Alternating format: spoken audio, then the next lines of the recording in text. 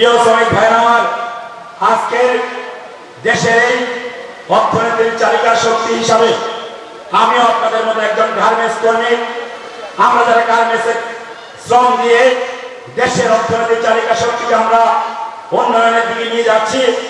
আমরা ইতিমধ্যে লক্ষ্য করেছি আজকের বিদেশে যেরকম আমাদের রেমিটেন্স যোদ্ধারা বিদেশ থেকে ডলার আমার দেশে প্রেরণ করছে, আমরা মনে করি আমরা যারা গার্মেন্টস কর্মী রয়েছি আমরাও দেশে বসে থেকে আজকে দেশের অর্থনৈতিক চাকাকে উন্নয়ন করার জন্য আমরা দেশে বসে থেকে আজকের এই গার্মেন্টস শিল্পের আমাদের চাকা ঘোরানোর মাধ্যমে আজকে দেশ এবং জাতীয় উন্নয়নের দিকে যাচ্ছে।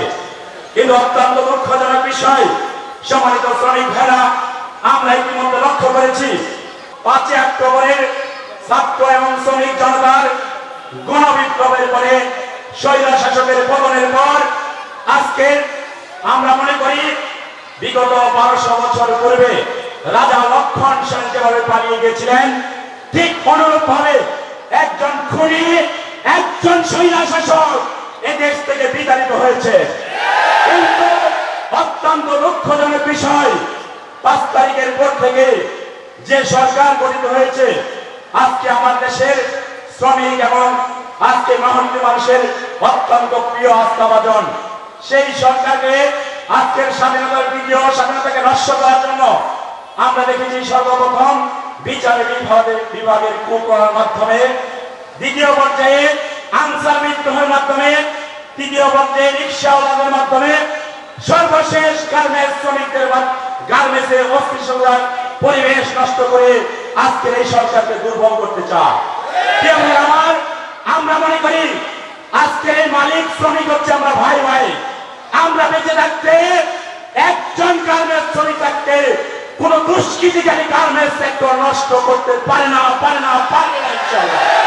ছাত্ররা যেরকম জীবন দিয়েছে, আমার গাজীপুরে গার্মেন্টস কর্মী হাজির সেই আন্দোলনে শাহাদত বরণ করেছে।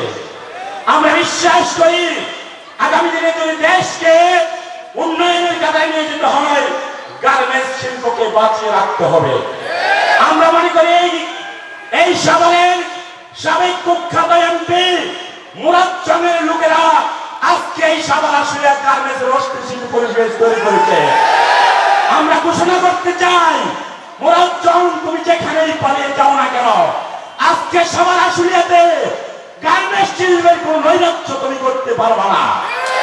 ইতিমধ্যে আমরা গাজীপুরে ঘোষণা দিয়েছি, কোন ফ্যাক্টরিতে যদি কোন দুষ্কৃতিকারী আসে আমরা মালিক এবং শ্রমিক মিলে প্রতিরোধ করবো ইনশাআল্লাহ। অনুরূপভাবে আজকের প্রোগ্রাম থেকে, আজকের এই বিশাল শ্রমিক সমাবেশ থেকে আপনাদের কাছে আমি জানতে চাই, আগামী দিনে যদি কোন গার্মেন্টসে কোন দুষ্কৃতিকারী আসে, আগামী দিনে যদি কোন গার্মেন্টসে হামলা হয়, কোন শ্রমিক ভাইয়ের উপর নির্যাতন করা হয়, আমরা সবাই কাঁধে কাঁধ মিলিয়ে থাকবো কিনা ইনশাআল্লাহ।